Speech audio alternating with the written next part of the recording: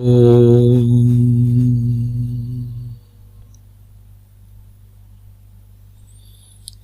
जी, बोलिए, क्या शंका है आपकी, पूछिए।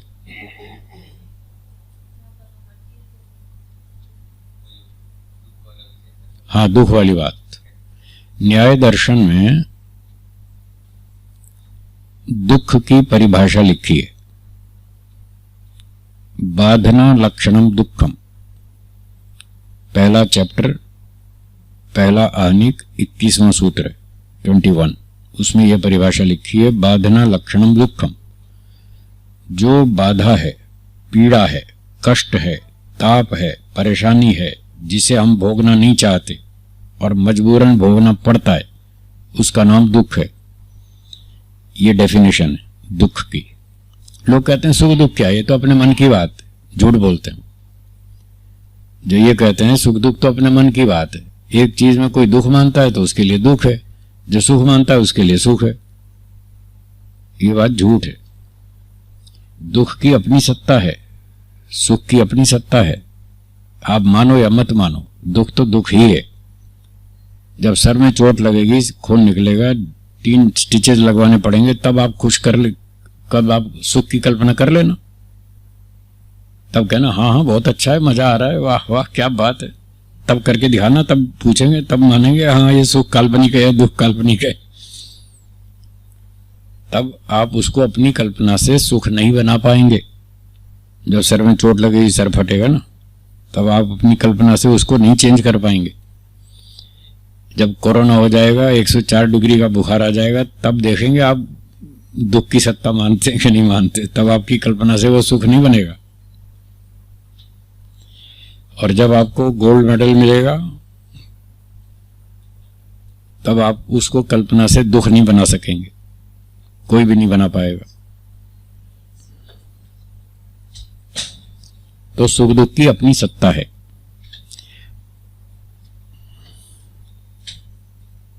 नमस्ते, आइए बेटा, आप आगे आ जाओ इस तरफ।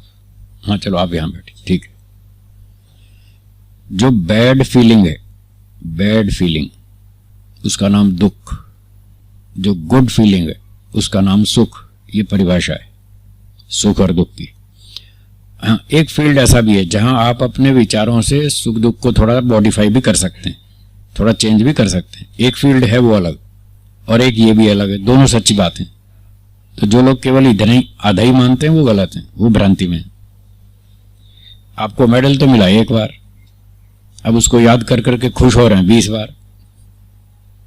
19 बार जो खुश हो रहे हैं वो तो काल्पनिक है, पर एक जो पहली बार मिला था वो असली था, वो काल्पनिक सुख नहीं था। ठीक है ना। एक व्यक्ति ने आपको गाली दी, झूठा आरोप लगा दिया, आपको बड़ा दुख हुआ, ये असली दुख है।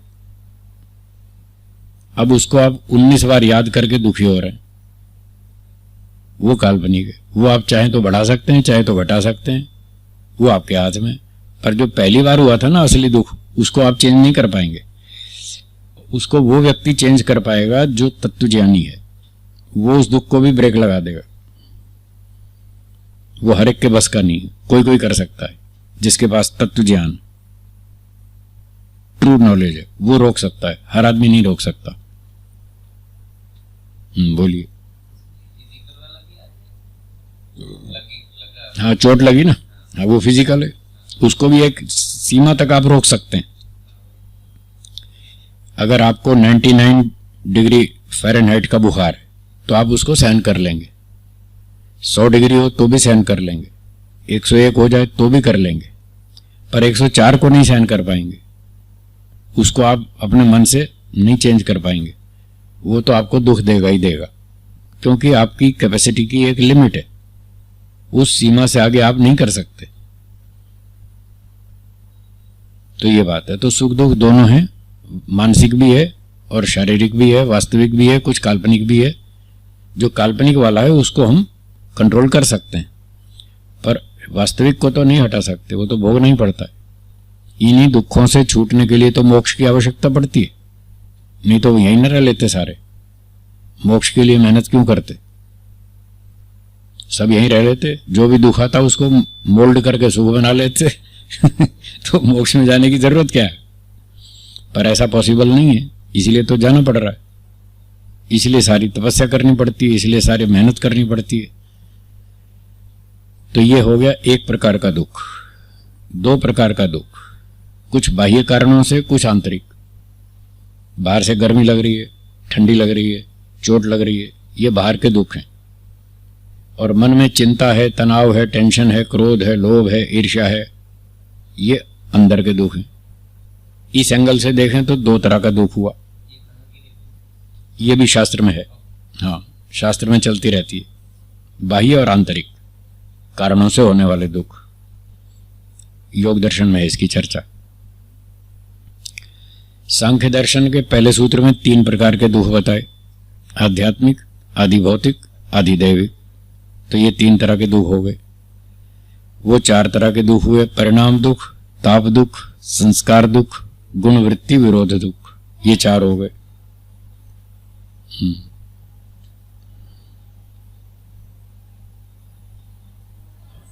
परिणाम दुख, ताप दुख, संस्कार दुख, गुण वृत्ति विरोध दुख, ये चौथा है। गुण वृत्ति विरोध दुख, ये 4 हो गए हैं। ये 2:15, हाँ, दूसरा पाद है, सूत्र 15 है। 5 दुख जो हैं वो 5 क्लेश हैं, इनको भी दुख बताया। क्लेश भी दुख ही तो है। तो अविद्या, अस्मिता, ये 5 नाम लिखिए। अविद्या, अस्मिता, राग, आइए थोड़ा आगे आ जाओ, आगे विधि, बेटा आगे आ जाओ, आगे जगह खाली है। नमस्ते जी, नमस्ते जी, नमस्ते नमस्ते नमस्ते, बैठिए। अविद्या 1, अस्मिता 2, राग 3, द्वेष 4, 5वां अभिनिवेश।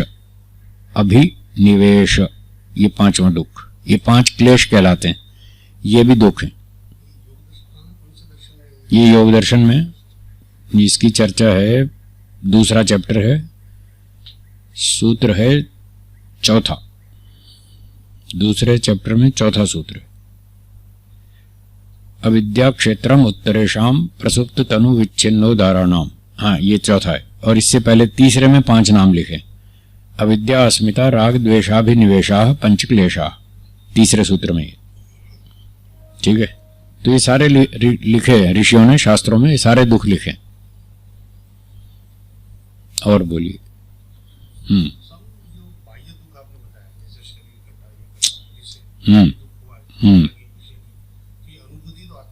Yes yes.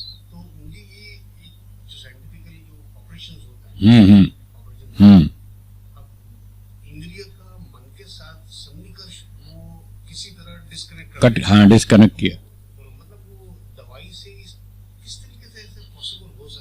ठीक बात, ठीक बात, हाँ, ठीक है। देखिए, एक है सूक्ष्म शरीर, उसमें 18 चीजें, मन, बुद्धि, अहंकार, 5 ज्ञानेंद्रियां, 5 कर्म इंद्रियां, 5 तन मात्राएं, ये 18 चीजें। और ये है स्थूल शरीर, इसमें आंख, नाक, कान, ये त्वचा आदि, ये हैं, ये इंद्रियां नहीं है, ये इंद्रियों के ऑफिस हैं, ये उनके कार्यालय हैं।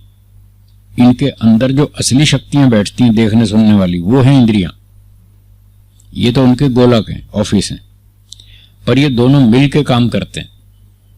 जैसे आपकी पेन ड्राइव है, तो कंप्यूटर में हार्ड डिस्क में डालेंगे तभी वो चलेगी, उसके बिना तो नहीं चलती। तो दोनों मिल के काम करते हैं ना, पेन ड्राइव भी चाहिए और फिर पीसी भी चाहिए, स्क्रीन भी चाहिए, मॉनिटर वगैरह, तब काम करते हैं। तो ऐसे ही मूल इंद्रियां भी चाहिए, उनके गोलक भी चाहिए, ये दोनों मिल के काम करेंगे। अब ये जो नर्वस सिस्टम है, ये सारे तंत्रिका तंत्र सिर से पांव तक पूरे शरीर में फैला हुआ है। यहां सुई चुभाओ तो नाड़ियों से मैसेज जाता है यहां ब्रेन को, ठीक है। मेडिकल साइंस की भाषा में यहां सुई चुभाएंगे तो यहां से मैसेज यहां तक जाएगा। अब ब्रेन के अंदर अलग अलग पोर्शन हैं जो रूप, रस, गंध, शब्द, स्पर्श का अनुभव करते हैं। वो मैसेज वहां से लेके मन को पहुंचाते हैं, मन आत्मा को पहुंचाता है। तो ये कनेक्शन इस तरह से जुड़े हुए हैं। अब वो एनेस्थीसिया देकर क्या करते हैं, ये जो सेंटर है उसको निष्क्रिय बना देते हैं। उसके जो मैसेज यहां से आ रहा था मैसेज, उसको ब्लॉक कर देते हैं। तो यहां से मैसेज जो है वो ब्रेन तक पहुंचता ही नहीं। दवाई से उस नस को निष्क्रिय कर देते हैं, डीएक्टिवेट कर देते हैं, तो वो मैसेज जाना बंद हो जाता है। जब ब्रेन को मैसेज मिला ही नहीं तो ब्रेन से मन को नहीं मिला, मन को नहीं मिला तो आत्मा को भी नहीं मिला। इसलिए फिर वो ऑपरेशन करते रहते हैं, काटपीट करते रहते हैं, उस आत्मा को पता ही नहीं चलता, मैसेज जाना बंद हो गया। तो वो दवाई क्या करती है, इन नसों को वो निष्क्रिय करती है। इस तरह से वो डिस्कनेक्ट हो जाता है। हाँ, स्थूल ना, स्थूल से स्थूल के अंदर डिस्कनेक्शन होता है और उसके लिए दवाई कैपेबल है। वो उसको डिस्कनेक्ट कर देती है, डीएक्टिवेट कर देती है, फिर वो मैसेज जाता ही नहीं। तो ब्रेन तक ही नहीं पहुंचा तो फिर आगे मन तक कहां पहुंचेगा, वो फिर वहीं ब्लॉक हो जाता है। तो आगे फिर आत्मा को मैसेज नहीं मिलता, इसलिए उसको कुछ पता नहीं चलता। काटते रहो, जो करना करते रहो, ठीक है। और बोलिए बोलो बोलो भाई, कुछ तो बोलो।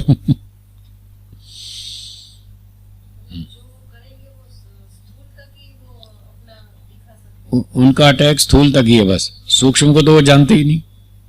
सूक्ष्म मन कहाँ है वो तो साइंस वालों को पता ही नहीं, उसको समझ ही नहीं पाया अभी तक। ये सूक्ष्म मन क्या है वो तो दो दो तीन तीन बता रहे हैं। एक कॉन्शियस माइंड, एक अनकॉन्शियस माइंड, एक सब कॉन्शियस माइंड, वो दो तीन तीन बता रहे हैं, जबकि है एक। मुझे ऐसा लग रहा था कि वो क्या दवाई किस तरीके से इंद्रियों को मन के साथ डिस्कनेक्ट कर देती है। हाँ हाँ हाँ, वो ब्रेन को डिस्कनेक्ट करती है, इस मैसेज जाने को ब्रेन से कट कर देती है, तो ब्रेन को पहुंचता ही नहीं मैसेज, ऐसा। हाँ जी, और बोलिए। वो मशीन से नहीं कर सकते, मशीन से नहीं कर सकते आप, दवाई से नहीं कर सकते, उसको विचारों से कर सकते हैं। आत्मा जो विचार करता है उससे वो सूक्ष्म को कंट्रोल कर सकता है, विचार से। हाँ, चिंतन से, विचार से, ज्ञान से, उससे वो कंट्रोल कर सकता है।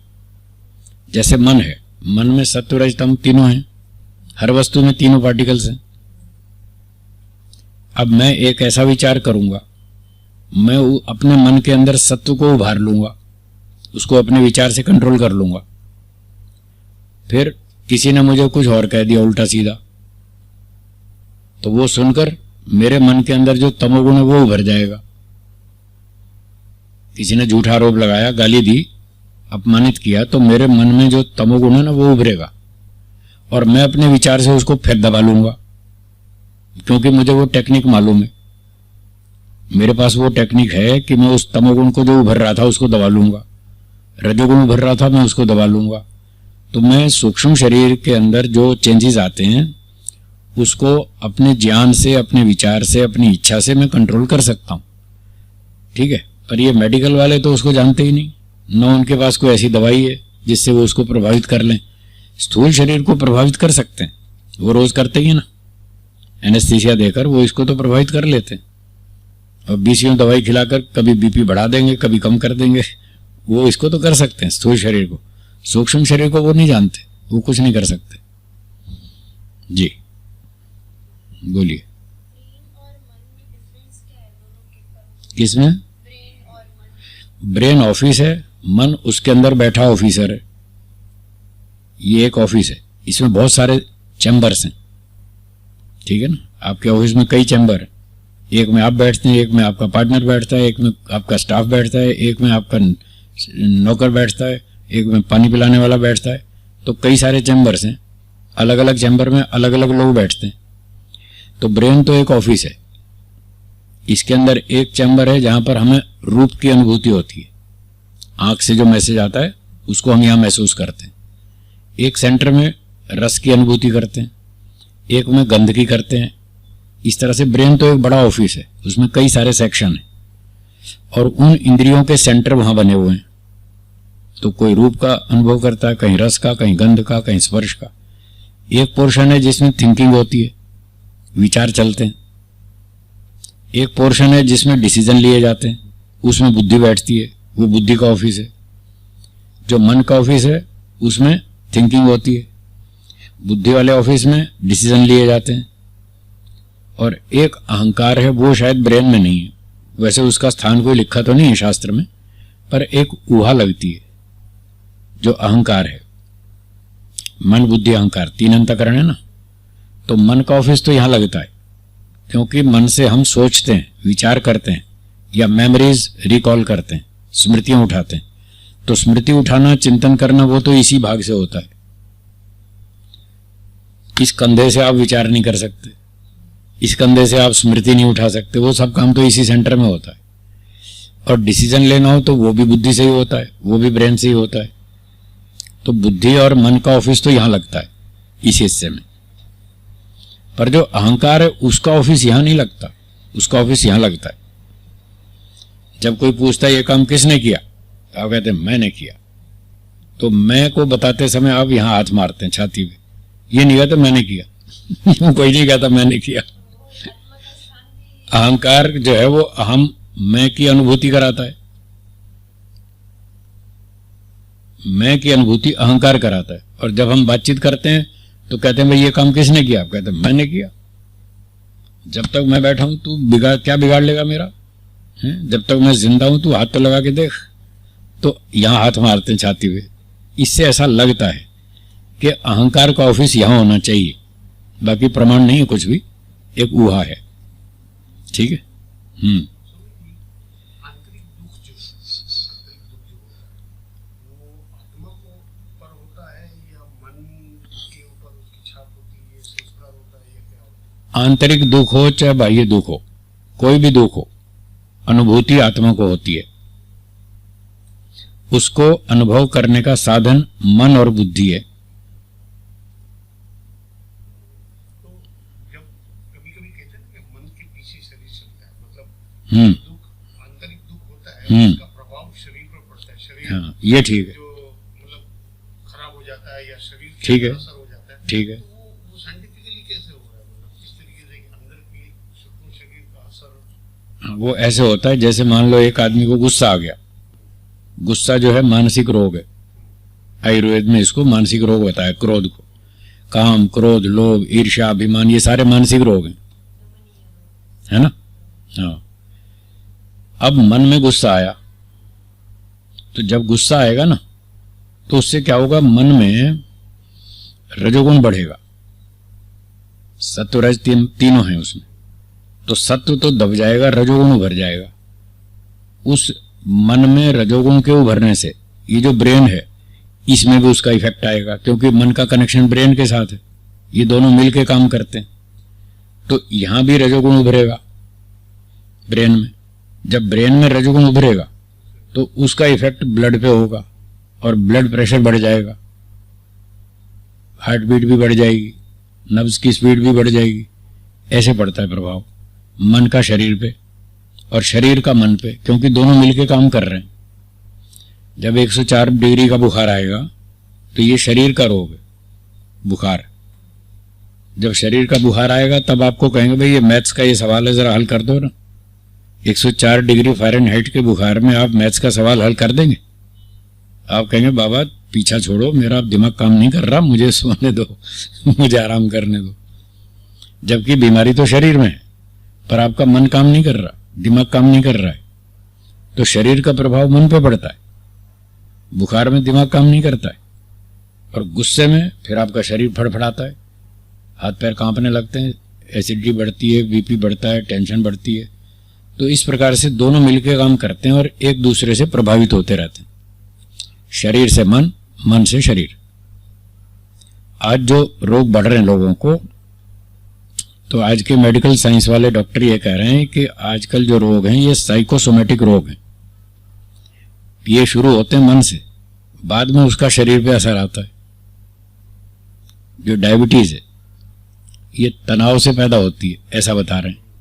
अब तनाव तो मानसिक है और उसका प्रभाव शरीर पे आ रहा है। देखो डायबिटीज हो रही है, तनाव से हो रही है, मानसिक रोग से शरीर पे प्रभाव पड़ रहा है। और एक आदमी मन से अगर खुश रहे, तनाव में ना रहे, तनाव मुक्त रहे, तो उसको डायबिटीज नहीं होगी। वो खुश रहेगा, प्रसन्न रहेगा, उसका शरीर भी स्वस्थ रहेगा, आयु भी बढ़ेगी। तो इस प्रकार से दोनों पर प्रभाव पड़ता है, शरीर का, मन का।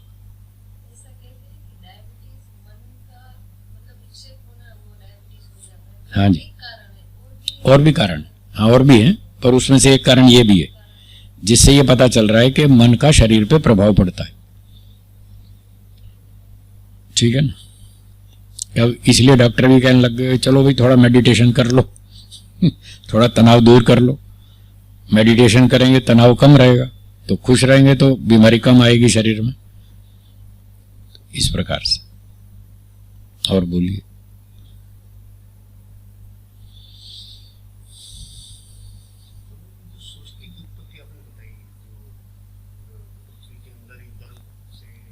मनुष्य बनाए, ठीक है ना। 8वें समोल्लास में आदि सृष्टि में, सृष्टि युवावस्था में हुई, बाल्यावस्था में या वृद्धावस्था में, ये प्रश्न है 8वें चैप्टर में, 8वां समोल्लास, सत्यार्थ प्रकाश।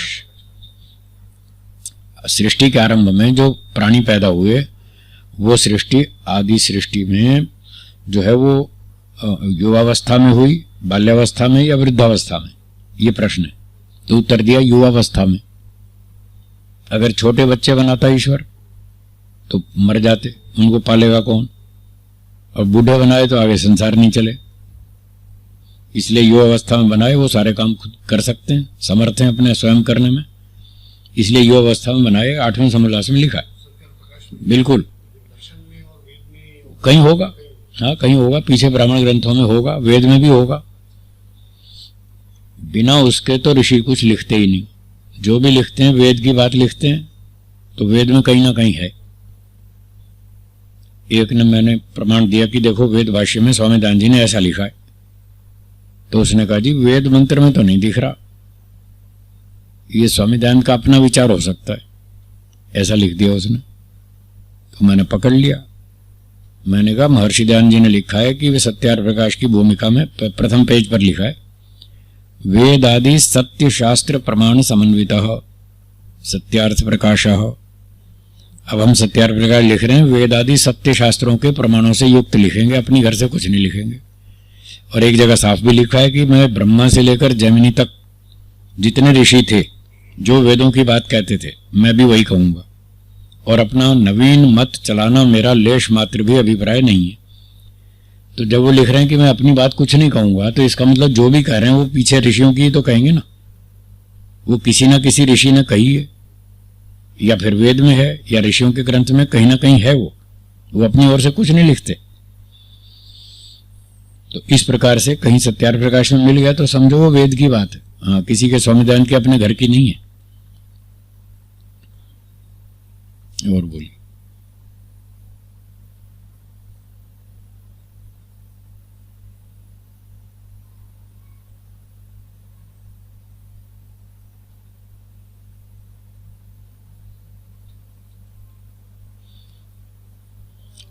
और निरुक्त में तर्क को भी ऋषि बताया है। तर्क तो एक कथानक है ऐसा, उन्होंने कहा कि जब ऋषि लोग नहीं रहेंगे तब हम क्या करेंगे, तब किससे पूछने जाएंगे कि सच क्या और झूठ क्या। तो वहां लिखा है कि हम आपको तर्क दे रहे हैं, यही ऋषि है। जो बात तर्क के अनुकूल हो वो सत्य है, जो बात तर्क से विरुद्ध हो वो झूठ है। ये तर्क हम आपको ऋषि बना के दे रहे हैं, इससे आप सच झूठ का फैसला कर लेना। तो तर्क भी ऋषि है जी।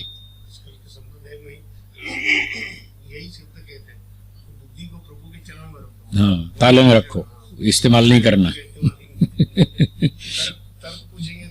हाँ हाँ वो तो बेवकूफ बनाने का तरीका है ना।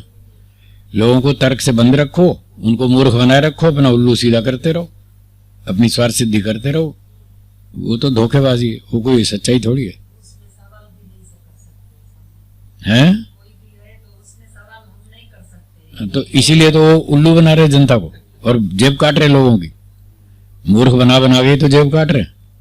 हम तो पूरी छूट देते हैं, आप जितने मर्जी सवाल पूछो, तर्क से प्रमाण से उत्तर देंगे। आपके गले उतरे तो मानना, नहीं माने तो मत मानो, छोड़ दो, कोई जबरदस्ती नहीं है। पर वो तो मूर्ख बनाते हैं कि सवाल करना नहीं। महर्षि मनु जी ने लिखा है, यस तर्केण अनुसंधत्ते स धर्मम वेद न इतरा।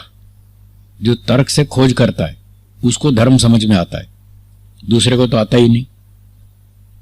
अब तर्क से बात करेंगे तो उनकी पोल खुल जाती है, इसलिए वो मना करते हैं, नहीं सवाल मत करो, तर्क मत पूछ। एक कौन है, कोई देवकी नंदन है, कोई कौन है, एक वक्ता है ना, हाँ देवकी नंदन कुछ नाम है उनका।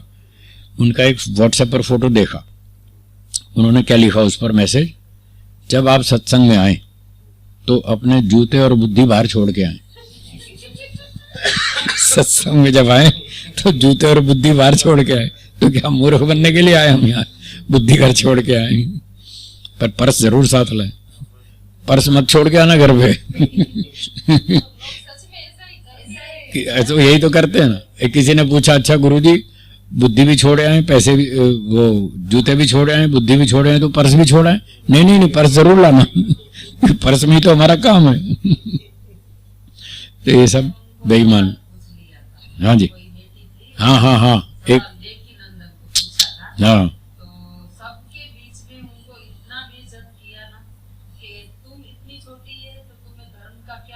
हाँ, ये 54 में से एक गलती है, ये 54 में से एक गलती है। छोटा हो चाहे बड़ा हो, आत्मा सब बराबर है, सवाल कोई भी पूछ सकता है, उसको पूरा अधिकार है। वो आपका सत्संग सुनने आया, उसको सवाल पूछने का पूरा अधिकार है। ये कोई जवाब थोड़ी है कि तुम छोटे हो, तुम सवाल नहीं पूछ सकते। सबको अधिकार है। उसने सवाल पूछा है, तुम जवाब दो, बात खत्म हो गई। उसके पास जवाब है ही नहीं, वो झूठ बोल रहा है, इसलिए उसको दबा रहा है। ये तो 54 में से एक गलती है।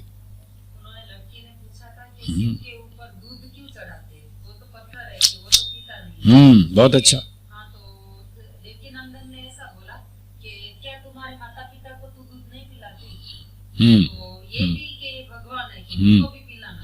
ये 54 में से दूसरी गलती है। वो तो शर्म के मारे चुप कर गई कि मैं बोलूंगी तो सारे लोग मेरे ऊपर पिल पड़ेंगे कि तू इतनी छोटी है, बकवास करती, चुप। उसको जबरदस्ती बिठा देंगे, इसलिए चुप कर गई वो। वरना उसमें दम हो तो बराबर के पंडित से बात करके दिखाए। हमारे माता पिता तो पीते हैं, वो इंसान है, जिंदा है, वो तो खाते हैं, पीते हैं, सांस लेते हैं, टॉयलेट भी जाते हैं। ये तुम्हारा शिव जी टॉयलेट नहीं जाता, सारा दूध पी के कब्जी हो जाती है, उसको पिलाए जा रहे हैं सालों से। अब बोलो उसको उत्तर देने में पसीने आ जाएंगे। ये जाति का प्रयोग है। हाँ, तो वो पहले वाला निग्रह स्थान था, तुम तो छोटे हो, तुम चुपचाप बैठो, ये निग्रह स्थान है। और जो बोला तुम माता पिता को पिलाते हो, तो वो भी भगवान हमारा माता पिता है, इसलिए उसको भी पिला सकते हैं। ये जाति का प्रयोग है, चालाकी है। तो ऐसी 54 गलतियां हैं, उनमें से कोई ना कोई वो गलती करते हैं और वो झूठ बोलते हैं। ऐसे चलती है उनकी दुकानदारी।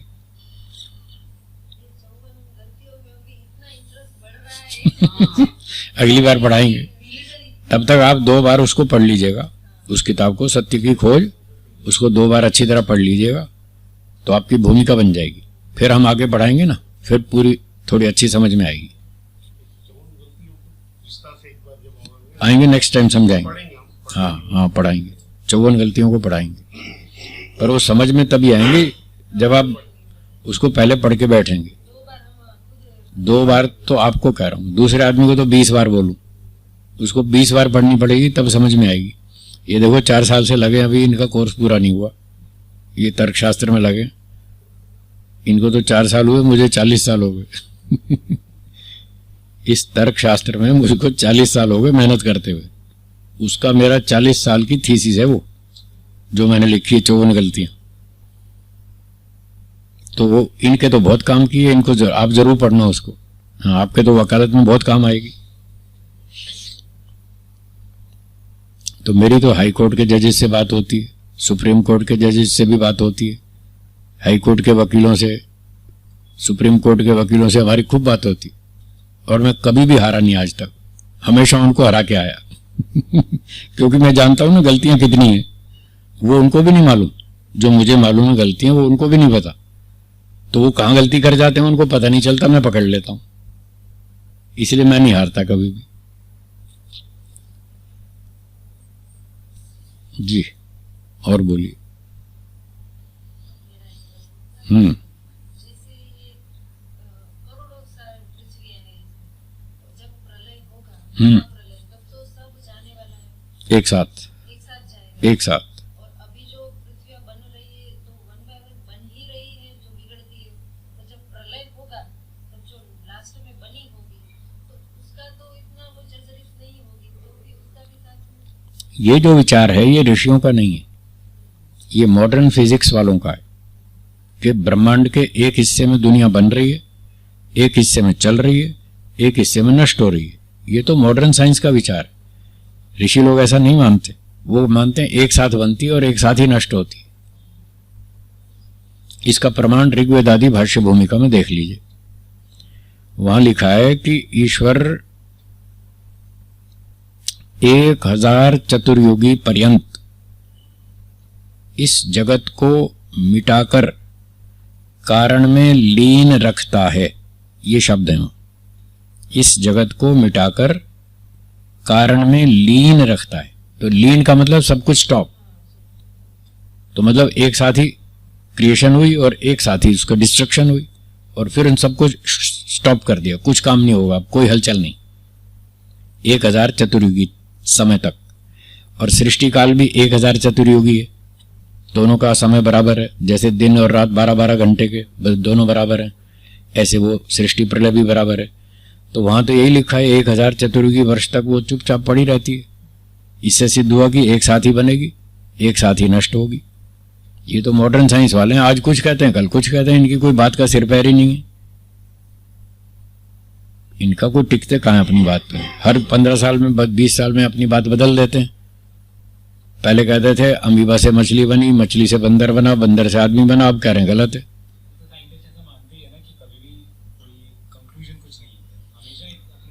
इसका मतलब जो 20 साल पहले आप कह रहे थे आज आप कह रहे हैं वो झूठ है। देखा, ये चतुराई वाली बात है। झूठ कैसे नहीं है? झूठ नहीं है तो उस पर टिके रहो, छोड़ा क्यों आपने उस सिद्धांत को? भाई उनके मानने से क्या होता है, अकल से बात करो ना। झूठ और सच की क्या परिभाषा है? आज आप कुछ कहते हैं कल कुछ कहते हैं, दोनों सच हैं क्या? तो इसीलिए तो कह रहा हूं हाफ नॉलेज तो झूठ है। आपको ये झूठ शब्द से थोड़ी एलर्जी है इसलिए आप उसको स्वीकार नहीं कर रहे। झूठ तो झूठ ही है। अब मुझे अगर कोई चीज पता नहीं हो, हाँ, जो आधी पता है, तो मेरे हिसाब से तो वो सच है। नहीं, आपके हिसाब से सच नहीं होता है। सच सुनिए सुनिए सुनिए, सच आपके हिसाब से नहीं होता है, सच मेरे हिसाब से नहीं होता है, सच तो प्रमाण से होता है। आप कहते हैं 5 8 33 होता है, मैं कहता हूं 40 होता है ना। आप ठीक है ना, मैं ठीक हूं, जो मैथ्स की किताब कहेगी वो ठीक है। तो किताब है ना प्रमाण, उससे पूछेंगे ना क्या ठीक कौन सा है, 33 ठीक है या 40 ठीक है। मेरे कहने से कोई सच नहीं होता है, तो उनके कहने से कोई सच नहीं होता है। बहुत बार प्रमाण जो होते हैं, जो पूरे प्रमाण होते हैं, वो हमारी आंखों के सामने नहीं होते। बहुत बार प्रमाण आगे कुछ और मिलते हैं, आगे कुछ और मिलता है। तो इसका मतलब जो आगे का प्रमाण मिला और जो आज तक का प्रमाण था, दोनों में टकराव है। जब दोनों में टकराव है तो दोनों प्रमाण नहीं हो सकते। प्रमाण की डेफिनेशन बताओ, फिर बात करेंगे। प्रमाण किसको मानते हैं? आगे प्रमाण तो होते ही है ना। नहीं, प्रमाण क्या होता है? डिफाइन दिस शब्द, इस शब्द को डिफाइन करो। प्रमाण किसको कहते हैं? फैक्ट्स को कहते हैं, जो हम जानते हैं, जो कोई चीज के ये प्रमाण की परिभाषा ही गलत है, ये प्रमाण परिभाषा ही नहीं है। हाँ, ये हुई ना बात प्रमाण उसे कहते हैं जिस साधन से कोई वस्तु ठीक ठीक जानी जाए, उस साधन को प्रमाण कहते हैं। ये डेफिनेशन है, जिस साधन से कोई वस्तु ठीक ठीक जानी जाए उसका नाम प्रमाण है। आज आपने अपना दिमाग लगा के रिसर्च करके बता दिया कि धरती 1 करोड़ साल पुरानी है। 10 साल बाद आपने कहा नहीं, ये 50 करोड़ साल पुरानी है। अगले 10 साल बाद आपने कहा नहीं ये 460 साल करोड़ साल पुरानी है, तो आपने ठीक कहाँ जाना? आपकी पहली बात डिस्कार्ड हो गई। हर 10 साल में आप अपनी बात बदल रहे हैं, तो या तो वो सच्ची थी या ये सच्ची है, दोनों सच्ची नहीं हो सकती। 1 करोड़ साल पुरानी है या 50 करोड़ साल पुरानी है या 250 करोड़ साल पुरानी है या 460 करोड़ साल पुरानी है, चारों तो ठीक नहीं हो सकती ना। तो चारों प्रमाण कहाँ हुए? जब आपने पिछली बात कही थी तो उसी पर टिके रहो, करोड़ों साल तक उसी पर टिके रहो, तो वो सत्य है। अगर आप कल कुछ कहते हैं, आज कुछ कहते हैं, पिछली बात को खुद ही भंग कर देते हैं, झूठ साबित कर देते हैं, तो वो प्रमाण नहीं है।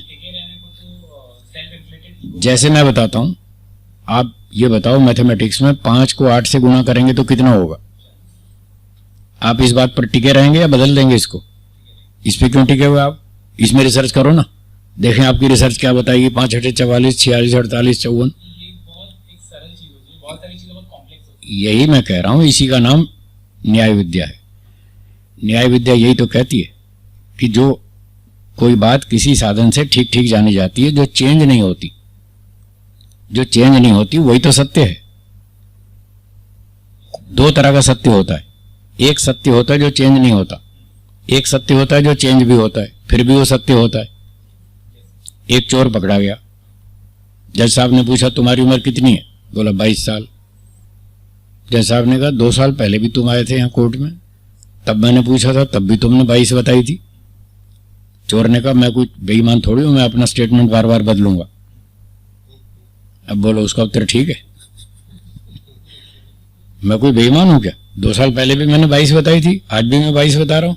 मैं तो ईमानदार हूं, मैं अपनी बात बदलता थोड़ी हूं। अब बताओ वो ईमानदार है? वो झूठ बोल रहा है। 2 साल पहले 22 था तो आज 22 नहीं हो सकता, आज वो 24 होगा। तो ये वो सत्य है जो समय समय पर बदलता है। ठीक है, ये बदलने वाला सत्य है। अब न बदलने वाला सत्य वो है जो 5 8 40 है, वो कभी नहीं बदलेगा।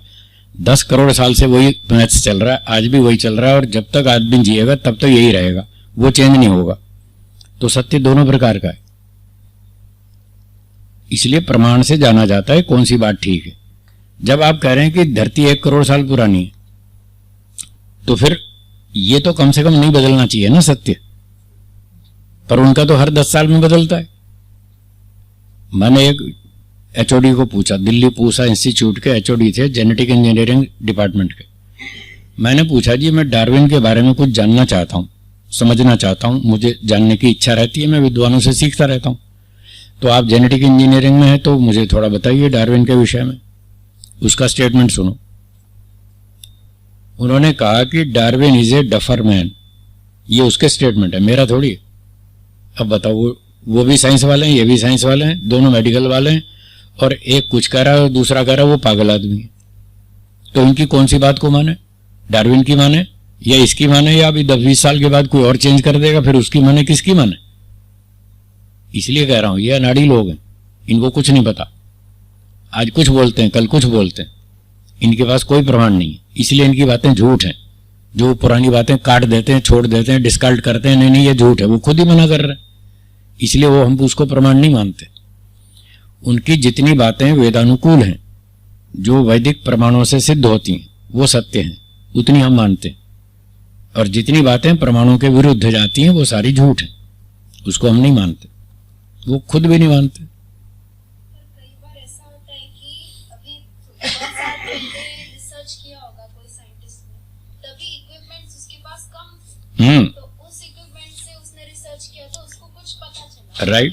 वही चीज अभी के जमाने में हम अगर करें रिसर्च तो एडवांस होगा, चेंज होगा। उसमें गलत क्या है? गलत ये है कि आप उसको सत्य नहीं कह सकते, ये गलत है। आप उसको बोलते हैं ये सत्य है, वो झूठ है, वो सत्य नहीं है। मैं ये कहना चाहता हूं, वो आप समझ नहीं रहे, उसके लिए आईक्यू चाहिए। आपके पिताजी समझ चुके हैं, पूछो उनसे। आपके पास जब साधन कम है और आप पूरी सच्चाई नहीं जान पा रहे, जब आप पूरी सच्चाई जान ही नहीं पा रहे तो उसको पूरी सच्चाई के नाम से घोषित क्यों करते हो? यही तो झूठ है। बोलिए। हमारा ये टॉपिक यहीं से स्टार्ट हुआ था। मैंने जो कोई स्टेटमेंट बोला था, ये साइंस वाले हमेशा कहते हैं कि कोई कंक्लूजन पे नहीं आते कभी। Science is always evolving. तो यही तो वही झूठ वाला बात नहीं है। बहुत होते हैं वो लोग, वो मानते हैं वो लोग। आप शब्दों को घुमा रहे हैं, आप बात को समझ नहीं रहे। नहीं समझे आप। अगर आप समझ रहे हैं तो चालाकी कर रहे हैं, ये ईमानदारी नहीं है। साइंस में इस तरह का system जब साइंस वाले कह रहे हैं, जो कह रहे हैं कि साइंस वाले कहते हैं कि वो सच है, साइंस वाले कभी ऐसा कहते नहीं कि यही फाइनल सच है। नहीं कहते ना, नहीं कहते ना, तो फिर उनकी बात प्रामाणिक नहीं हुई। हम उनकी बात क्यों माने? वो कल फिर अपनी बात बदलेंगे, कल पर 2 दिन के बाद फिर बदलेंगे, तो उनकी बात की किस बात पे हम भरोसा करें? इसलिए तो भरोसा नहीं होता ना, वही तो बस तो बात खत्म हो गई। Science is discarded. वो पागलों की संस्था है, मूर्खों की संस्था है, जिनके पास कोई सत्य ही नहीं है। हर थोड़े दिनों में अपनी बात बदलते हैं। वो उस पर कैसे भरोसा करोगे आप? आज कहते हैं कोरोना की ये भी दवाई है, कल कहते हैं नहीं ये दवाई नहीं दूसरी दवाई है। क्या पागल बना रहे हो तुम जनता को? बेवकूफ बनाते हो, सिर्फ पैसे कमाने हैं तुमको। बट ऐसा भी हो दवाई है नहीं और 15-15 लाख का बिल बना दिया। ये बिजनेस टेक्निक है, ये है साइंस। ये उल्लू बना रहे हैं दुनिया को, इसलिए हम साइंस के विरोधी हैं। वो झूठ बोलते हैं, बेवकूफ बनाते हैं, जनता को मूर्ख बनाते हैं। दवाई है नहीं और 15 लाख का बिल बना दिया आदमी का। फिर आज एक दवाई घोषित करते हैं, 6 महीने बाद कहते हैं नहीं ये दवाई नहीं है, ये दूसरी दवाई है। फिर 6 महीने बाद कहते हैं ये भी नहीं है, तीसरी दवाई है। ये क्या मतलब है? ये ईमानदारी है? इसका नाम सच्चाई है? और वो ऐसा भी हो सकता है कि एक दवाई ली अभी के लिए, वो काम करती है, बट थोड़ा रिसर्च करके ऐसी दवाई मिलेगी जो उससे ज्यादा इफेक्टिव है। तो ये कहो ना कि वो भी दवाई ठीक थी। ये क्यों कहते हो वो दवाई नहीं है? झूठ बोलते हो, इसीलिए कह रहा हूं, इसलिए कह रहा हूं झूठ बोलते हो। आपको सिर्फ पैसे कमाने, जनता को मूर्ख बनाना है। वेद मूर्ख नहीं बनाता है, वो करोड़ों साल से एक ही बात कह रहा है, आज भी वही कह रहा है, और जब तक दुनिया चलेगी तब तक वही कहेगा। हम शुरू से कह रहे हैं 3 पदार्थ अनादि हैं, आज भी वही कह रहे हैं और मरते दम तक यही कहेंगे। इसलिए हमारी बात में दम है, हमारी बात सच्ची है। कोई काट के दिखाए उसको। और ये इतने अड़ियल हैं, केवल एक मटेरियल्स को ही पढ़ेंगे, ना आत्मा के बारे में पढ़ेंगे, ना ईश्वर के बारे में पढ़ेंगे। ये अड़ियल हैं, ये कोई इंसान है क्या? ये कहते हैं हम साइंटिस्ट हैं। क्या अक्ल है तुम्हारे अंदर? जब तुम अड़ के बैठे हो, नहीं हम इससे आगे पढ़ेंगे ही नहीं। ये तो पागलों के लक्षण है। एक साइंस वाले से बात चल रही थी, मैंने उससे पूछा अगर कोई व्यक्ति फिजिक्स पढ़े नहीं और वो ये खंडन करने लगे कि इलेक्ट्रॉन कुछ नहीं होता, ये साइंस वालों का दिमाग खराब है, खामखा इलेक्ट्रॉन के पीछे पड़े हैं, इलेक्ट्रॉन कुछ होता ही नहीं। किसी साइंटिस्ट ने आज तक इलेक्ट्रॉन देखा ही नहीं।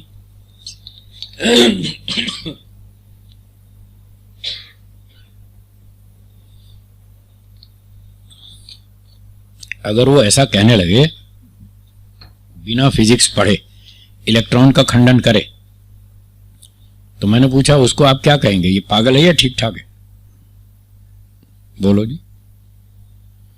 साइंस पढ़े बिना इलेक्ट्रॉन का विरोध करे, वो आदमी ठीक ठाक है या दिमाग खराब है उसका? खराब है ना, पागल है ना वो।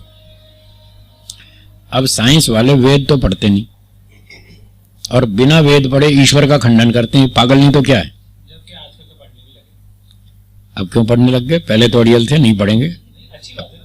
हाँ, अब पढ़ने लगे तो अच्छी बात है, लेकिन जब तक बिना पढ़े खंडन कर रहे थे तब तक तो पागल थे ना। कभी ना कभी तो किसी को नॉलेज आती है। हाँ, बस यही चतुराई है आपकी। अरे भाई मैं सब जानता हूँ।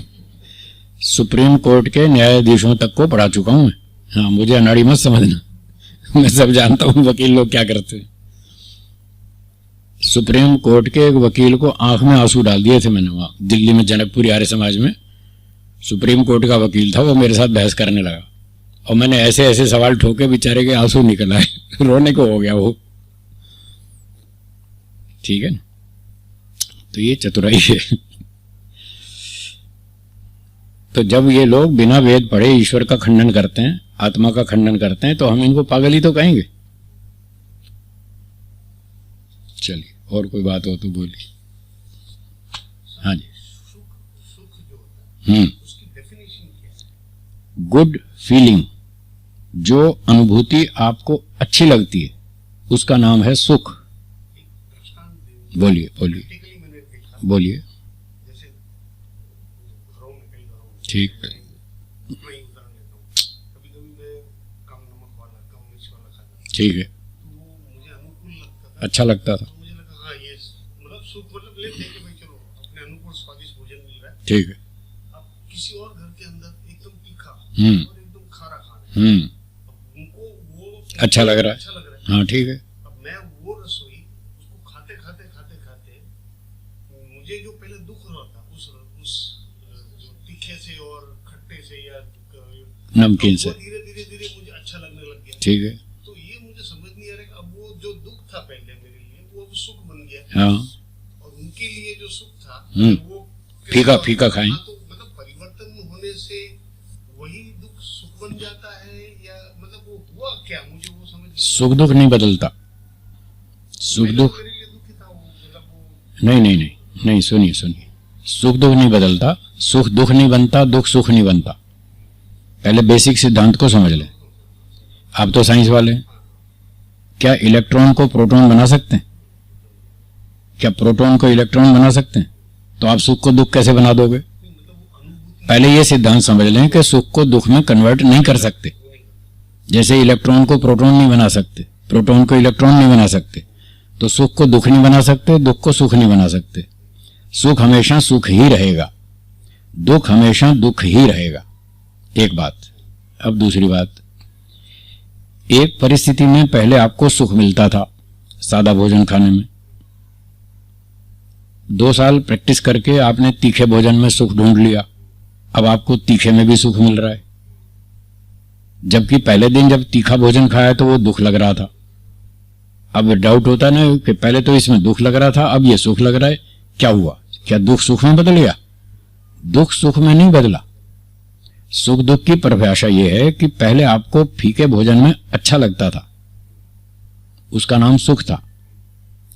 आज 2 साल प्रैक्टिस करके आपको तीखे भोजन में अच्छा लग रहा है, तो अच्छा जो लग रहा है वही तो सुख है। सुख की परिभाषा नहीं बदली है। तो फिर बदला क्या? बदला यह है कि पहले आपने उस फीके भोजन में सुख लेने की प्रैक्टिस कर ली थी, अपनी आदत बना ली थी और अपनी मानसिकता यह बना ली थी कि यह फीका भोजन अच्छा है, तो आपने उसकी हैबिट बना ली, तो आपको वो अच्छा लग रहा था, उसमें आपको सुख मिल रहा था। अब आपने धीरे धीरे आदत बदली और तीखा खाना शुरू किया, 2 साल खा खा के उसमें प्रैक्टिस कर ली, अब आपको उसमें सुख मिल रहा है। तो वास्तव में हुआ क्या? फीके भोजन में सत्व रज और तम तीनों हैं, ये आप मानते हैं? तीखे भोजन में भी सत्व रज तम तीनों हैं, ये भी मानते हैं। तो यानी सुख का स्रोत, सोर्स ऑफ ब्लिस, वो है सत्वगुण। वो फीके भोजन में भी है और तीखे में भी है, दोनों में है। और जो दुख का कारण है रजोगुण, वो फीके में भी है और तीखे में भी है। यानी सुख और दुख दोनों में है, फीके में भी और तीखे में भी, दोनों में सुख भी है, दोनों में दुख भी है। बाकी आपकी मानसिकता और आपके अभ्यास की बात है। जब आपकी मानसिकता यह है कि फीका भोजन अच्छा है, तो आपको उसमें सुख मिलेगा। और दूसरी बात है अभ्यास की, आप उसका अभ्यास कर लेंगे, आपको उसमें सुख मिलेगा। वो सुख सत्वगुण से मिल रहा है। फीके भोजन में जो सुख मिल रहा है वो किससे मिल रहा है? सत्वगुण से। अब रजोगुण वाला जो तीखा भोजन है उसमें रजोगुण की मात्रा अधिक है, इसलिए जब पहले दिन खाएंगे तो तीखा लगेगा, आपको मजा नहीं आएगा, दुख लगेगा।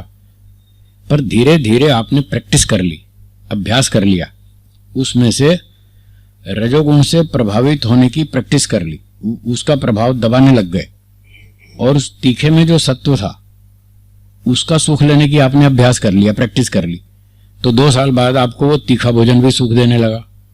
सुख आपको सत्व गुण से मिल रहा है, चाहे आप फीका भोजन खाओ चाहे तीखा खाओ, कोई भी खाओ, सुख आपको सत्व से मिल रहा है। अच्छा, शराब तो कड़वी चीज है ना, उसमें सुख होता है क्या? और दारूडियों को पूछो कितना सुख मिलता है उसको, जबकि वो तमोगुण प्रधान वस्तु है। आपको सुख नहीं मिलेगा, उसको मिलेगा।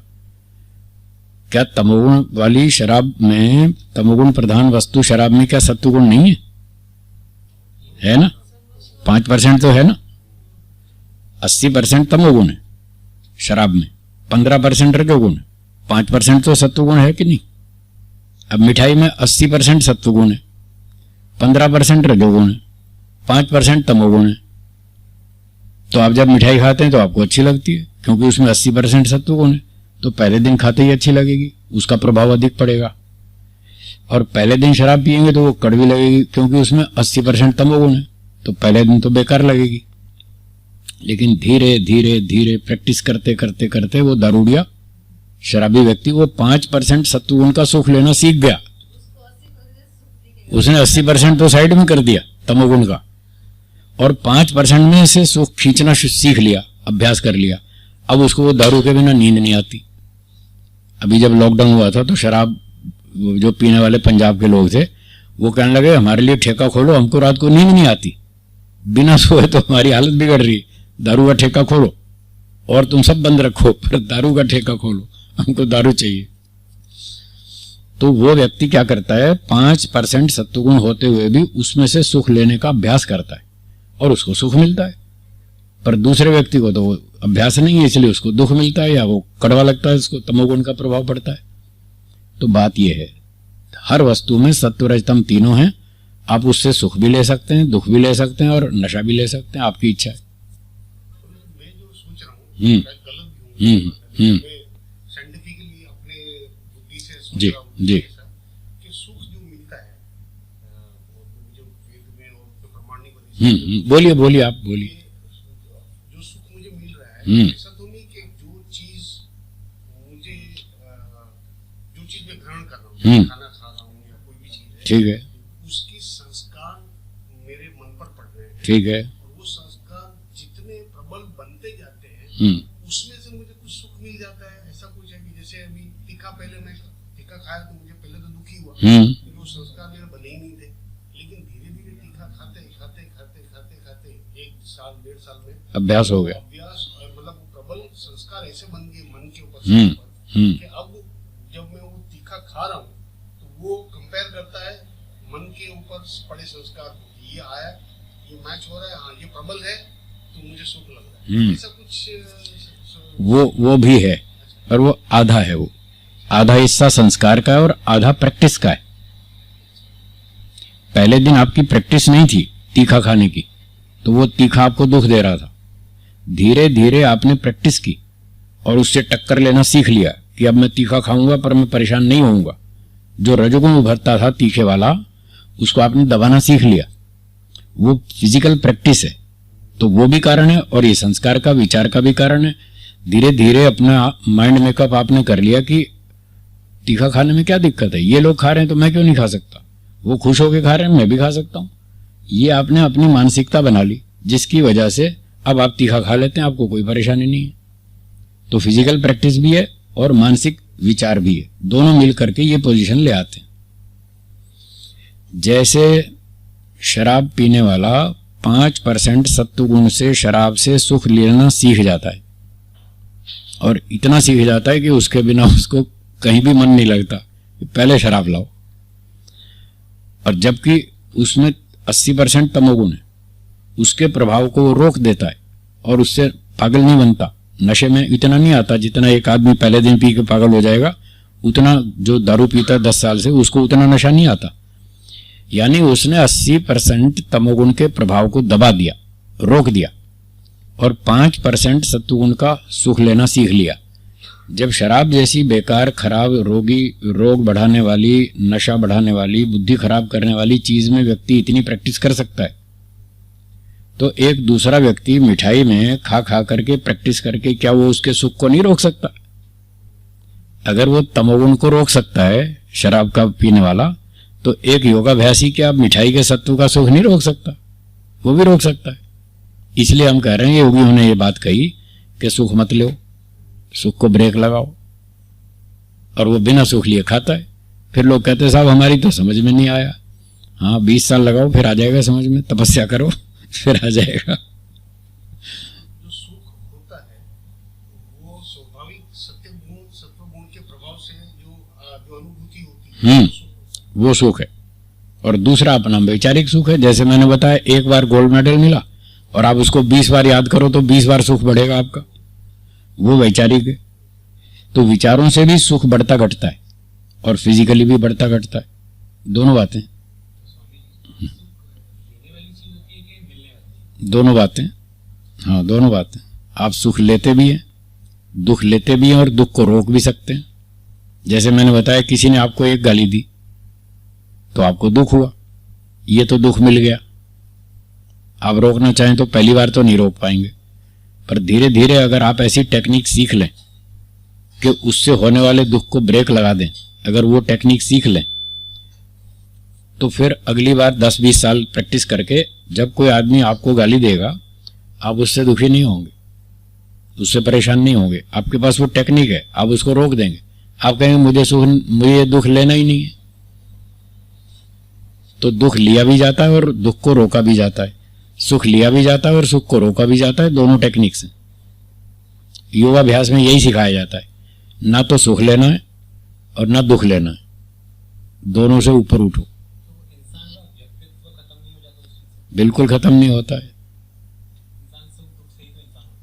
ऐसा नहीं। आपने एक ही दुनिया देखी है, दूसरी दुनिया देखी ही नहीं, इसलिए आप उतनी दुनिया समझते हैं। और दूसरी दुनिया भी है जहां पर ऐसे लोग भी रहते हैं जो सुख आए तो खुश नहीं होते, दुख आए तो दुखी नहीं होते। स्वामी दयानंद का इतिहास है रोबोट जैसा नहीं है, वो पूरा होश में है, सेंसिबल आदमी है, होश में है, बुद्धिमान है, सब काम। रोबोट नहीं है, फीलिंग वाला है, नॉट विदाउट फीलिंग, उसमें फीलिंग पूरी है, पर वो दुख को ब्रेक लगाना जानता है, उसने सीखा है, उसने सीखा है, वो टेक्निक होती है, उस चीज से हम उस दुख को रोक सकते हैं। यही तो सीखना, और क्या सीखना है। और ये सीखकर हम क्या करना चाहते हैं, हम ये चाहते हैं कि हम दुख से दुखी ना हो और सुख आए तो सुखी ना हो, इससे ऊपर उठना हमको। अगर सुख भोगेंगे तो सुख के संस्कार बनेंगे, दुख भोगेंगे तो दुख के संस्कार बनेंगे, सुख के संस्कार बनेंगे तो अटैचमेंट होगी, दुख के संस्कार बनेंगे तो जेलसी होगी। जो अटैचमेंट में और जेलसी में रहेगा उसका चक्कर चलता रहेगा, जन्म मरण का, उल्टे सीधे काम करेगा, फिर अगला जन्म, फिर अगला जन्म, उसका मोक्ष नहीं हो सकता। हमको जाना है मोक्ष में। उसकी टेक्निक ये बताई ऋषियों ने, ईश्वर ने बताई वेदों में। वेदों को ऋषियों ने पढ़ा और उन्होंने ये समझाया कि जब दुख आए तो दुखी मत हो, सुख आए तो सुखी मत हो, इन दोनों से ऊपर उठ जाओ, आपका मोक्ष हो जाएगा, अगला जन्म बंद, आपकी समस्या हल। और यदि अगला जन्म हुआ तो वापस स्कूल जाना पड़ेगा, फिर आपको LKG में 1, 2, 3, 4 दोबारा सीखना पड़ेगा। अब मुश्किल से पढ़ के यहाँ तक आए, थोड़े दिनों में फिर अगला जन्म होगा और फिर वापस ABCD सीखना पड़ेगा। बोलो समस्या है या नहीं। इससे छूटने का क्या सॉल्यूशन है आपके पास कि अगला जन्म ना हो और अगले जन्म में फिर स्कूल नहीं जाना पड़े? कोई है ना? हमारे पास है आपके पास नहीं है, हमारे पास है। हमारे पास ये सॉल्यूशन है, अगला जन्म लेना ही नहीं। ऐसी स्टेज में पहुंच जाओ कि अगला जन्म हो ही नहीं। वो टेक्निक वेदों में बता रखी है, हम वही कर रहे हैं और दूसरों को भी सिखा रहे हैं। भाई तुम भी चलो, हम भी जा रहे हैं मोक्ष में, तुम भी चलो। क्यों बार बार स्कूल जाना? बहुत झंझट है। यहां जन्म लिया तो 50 दुख हैं, भूख, प्यास, गर्मी, ठंडी, सर्दी, जुकाम, बुखार, आंधी, तूफान, बाढ़, भूकंप, कोरोना। बताओ कहां तक बचोगे? फिर ऊपर से यूक्रेन वाले और रशिया वाले लड़ रहे हैं, फिर वो एटम बम की धमकी दे रहे हैं, कोई कुछ धमकी दे रहा है, कोई कुछ धमकी दे रहा है। इन झंझटों से बचना चाहते हैं या नहीं? एक ही रास्ता है, अगला जन्म लेना बंद करो, आपको कोई छू भी नहीं सकता। और जब तक जन्म लोगे कोई ठोकेगा, कोई ना कोई छोड़ेगा नहीं, कोई ना कोई जरूर तंग करेगा। तो वेदों में ये टेक्निक बताई है कि ऐसी स्थिति बनाओ कि अगला जन्म हो ही नहीं, तो सारे दुख खत्म हो जाएंगे और ईश्वर के साथ कनेक्शन जुड़ जाएगा मोक्ष में, उससे आनंद मिलेगा। अब आप खुले ना हो तो देख लो, जबरदस्ती कुछ नहीं है, आप स्वतंत्र हैं। सुख लेना हो, दुख से बचना हो तो मोक्ष की तैयारी कर लो। मैं तो जा रहा हूं, नहीं तो मैं भी यहां बंगला बना लेता यहीं सारे सुख मिल जाते तो मैं भी बना लेता। मैं DU का स्टूडेंट हूं, कॉमर्स का। हाँ, मैं भी पैसे कमा सकता था और म्यूजिशियन हूं, 15 म्यूजिकल इंस्ट्रूमेंट्स बजाना जानता हूं। ये रखा है ना, ऐसे 15 इंस्ट्रूमेंट्स बजाना जानता हूं। Harmonium, dholak, bongo, conga, guitar, mouth organ, banjo, piano, accordion, electric organ, synthesiser, drum set, dholak, tabla, नाल सब बजाया सब बजा बजा के छोड़ दिया, कुछ नहीं रखा इसमें, अपने मोक्ष में चलो। ठीक है ना? तो आप भी विचार कर लो, चलना हो तो।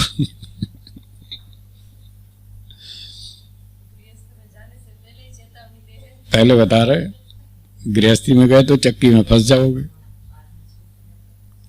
जो आदमी जिस प्रोफेशन में घुसता है उसको पहले उस प्रोफेशन के पुराने एक्सपीरियंस होल्डर्स लोगों से सलाह तो करनी चाहिए, कुछ धंधा सीखना तो चाहिए ना। एक आदमी कपड़े का धंधा करना चाहता है तो पहले 2 साल कहीं नौकरी तो करे, सीखे तो सही भाई दुकान कैसे चलती है, कहाँ से माल खरीदते हैं, कहाँ बेचते हैं, क्या भाव से खरीदते हैं, कितना मार्जिन होता है, कैसे बात करते हैं, कैसे ग्राहक से, सब सीखना पड़ता है ना। और बिना सीखे सीधे ही दुकान खोल दे तो पिट जाएगा।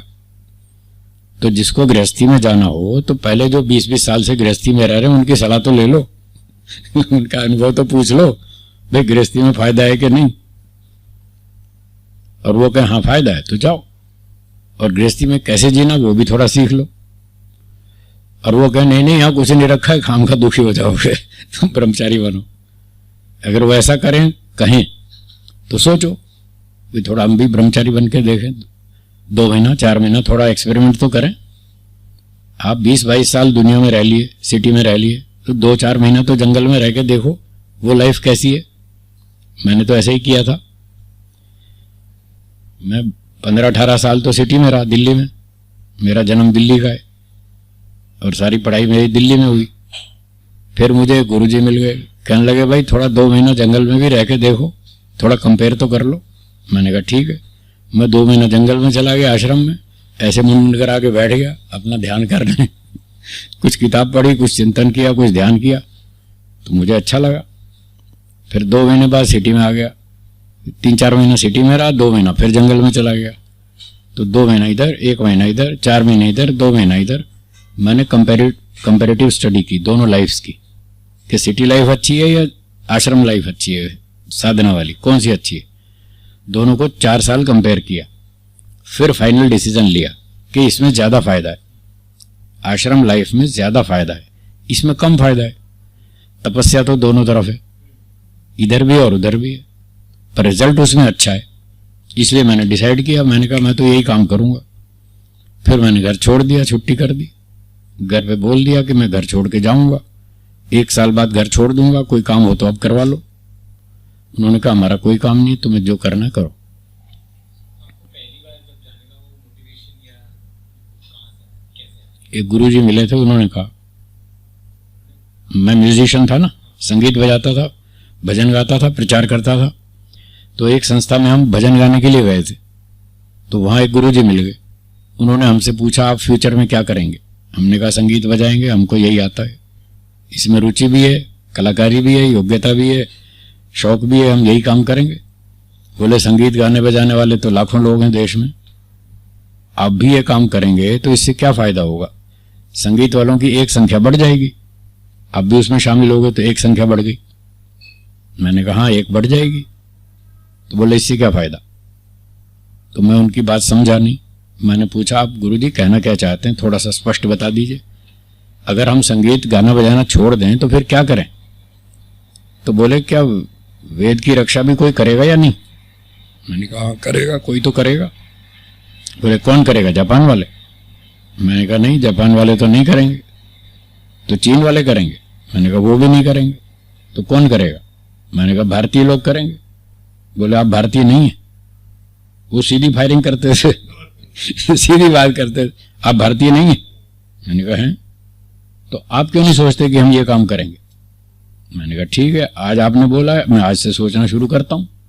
मैंने सोचना शुरू कर दिया, 6 महीना सोचा कि ये ठीक है, वो ठीक है, 2 में से क्या ठीक है, शादी करें वो ठीक है या ब्रह्मचारी बने वो ठीक है, इसमें क्या फायदे हैं, इसमें क्या फायदे हैं, इसमें क्या नुकसान है, इसमें क्या नुकसान है। 6 महीना सोचा, कई सारे प्रश्न आए, उनसे पूछने के लिए गया कि गुरुजी ये बात समझ में नहीं आ रही, कल ये समस्या आएगी तो क्या करेंगे। बोले ये करेंगे। फिर मैंने कहा ये समस्या आएगी तो क्या करेंगे। बोले ये करेंगे। उन्होंने सारे प्रश्नों के उत्तर दे दिए, मुझे संतोष हो गया। मैंने कहा बात तो ठीक है इनकी, 6 महीने में मुझे समझ में आ गई बात। मैंने कहा गुरुजी आपकी बात समझ में आ गई, हम ब्रह्मचारी बनेंगे। योगाभ्यास करेंगे, वेद पढ़ेंगे, धर्म की रक्षा करेंगे, मोक्ष में जाएंगे। आ गई समझ में? बोले तो चलो गुरुकुल, घर छोड़ो। मैंने कहा अभी घर छोड़ने की हिम्मत नहीं है, थोड़ी तैयारी करनी पड़ेगी। मेरी बचपन से आदत है, मैं जो भी काम करता हूं जोश में नहीं करता, जोश भी रखता हूं, साथ में होश भी रखता हूं। कोरे जोश में नहीं करता, ऐसे जोश में आके कूद गए फिर 6 महीने बाद घर वापस आए दौड़ होते हुए। मैंने कहा मैं ऐसा नहीं करता, सोच समझ के काम करता हूं, दूर तक सोच के करता हूं, पक्का करता हूं। तो मुझे थोड़ी तैयारी करनी पड़ेगी, थोड़ा समय चाहिए। बोले ठीक है, करो तैयारी। उसके बाद 3.5 वर्ष मैंने तैयारी की, 6 महीना वो और 3.5 ये, 4 साल तैयारी की। 22 साल की उम्र में घर छोड़ दिया। 18 साल में गुरुजी मुझे मिले थे, 17-18 उम्र थी मेरी तब वो मुझे मिले थे। तो 4 साल मैंने तैयारी की, 22 में घर छोड़ दिया। आज घर छोड़े हुए 41 वर्ष हो गए, 41 ईयर्स। आज तक घर वापस नहीं गया, ऐसे छोड़ा था। आप भी देख लो। आपकी माता जी को टेंशन हो जाएगी मेरा बेटा लेके जा रहे हैं। खुश हो जाएंगी तो अच्छी बात है। हाँ, भरोसा नहीं है ना। उसी भरोसे के लिए तो कह रहा हूं, थोड़ा कंपैरेटिव स्टडी करो तब भरोसा आएगा। आपकी लाइफ आपको जीनी है, उनको नहीं। उनकी लाइफ उनको जीनी है, आपको नहीं जीनी। तो आप अपनी लाइफ का डिसीजन तो आप ही लेंगे ना, वो थोड़ी लेंगे। उनको भरोसा हो ना हो इससे क्या फर्क पड़ता है? आपको तो खुद पे कॉन्फिडेंस है ना, या आपको भी खुद पे नहीं है? नहीं जाएगा ना, तो क्या हो गया फिर? नहीं जाएगा, मत जाओ, कुछ जरूरी थोड़ी है। उनको ये कॉन्फिडेंस है कि आप घर नहीं छोड़ेंगे, इसलिए उनको कोई टेंशन नहीं। हाँ, कोई बात नहीं, ना हो तो अच्छी बात है, टेंशन होनी भी नहीं चाहिए। पर आप तो कंपेयर करो कम से कम, कल को आप यूं अफसोस ना रह जाए कि ये चीज रह गई, हमने देखी नहीं, किसी ने हमको बताया ही नहीं कि ये भी एक ऑप्शन था। कल को ये अफसोस ना रह जाए, तो उस आपको अफसोस ना हो, इसलिए बता रहा हूं। आप अपना कंपैरेटिव स्टडी कर लो, फिर जो ठीक लगे वो करो। हमको भी गुरुजी ने कहा आप सोच लो, विचार कर लो, जो आपको ठीक लगे। निर्णय आपका, अंतिम निर्णय आपका होगा, हमारा नहीं होगा। आपकी लाइफ है, हमारी थोड़ी है। हमारी लाइफ हमको जीनी है, आपकी लाइफ आपको जीनी है। आपके सुख दुख आप भोगोगे, हमारे सुख दुख हम भोगेंगे। आप करो फैसला जो करना है। तो ऐसे ही हम औरों से भी यही कहते हैं, भाई आपकी लाइफ आपको जीनी है, देखो जो ठीक लगे वो करो।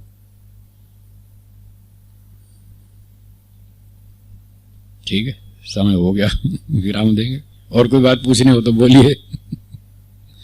हाँ जी, बोलिए। मेडिटेशन करने को बैठते हैं तो माइंड किधर अलग जगह भागता है ना, कंट्रोल में नहीं आता। ठीक बात। 1 हफ्ता जंगल में जाओ रोज, फिर देखना थोड़ा थोड़ा फर्क है पड़ेगा। थोड़ा 5-7 दिन जंगल में भी तो रहना चाहिए ना, वहां माइंड कंट्रोल में आता है। वहां पर इतनी बाहर की चीजें नहीं होती जितनी यहां पर मिलती हैं नगरों में। बाहर के आलम्बन जो हमारे माइंड को डाइवर्ट करते हैं, खाना पीना, घूमना, कपड़े, फैशन, ये वो, पार्टी, डांस, तो वहां ये सब कुछ होता नहीं। वहां तो जंगल है, चिड़िया है, कबूतर है, पेड़ है, कुछ भी नहीं। और तो वहां थोड़ी देर देख के थक जाएंगे, फिर अपना बैठ जाएंगे, तो फिर थोड़ा थोड़ा मन कंट्रोल में आएगा। अभ्यास और वैराग्य 2 उपाय हैं मन को कंट्रोल करने के। तो थोड़ा थोड़ा वैराग्य बढ़ाएं तो मन कंट्रोल में आएगा, और थोड़ा थोड़ा प्रैक्टिस करें, रोज अभ्यास करें।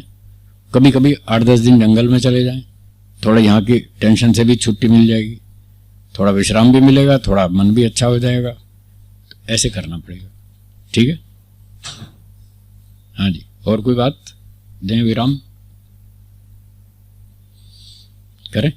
ठीक, ओम का उच्चारण करेंगे।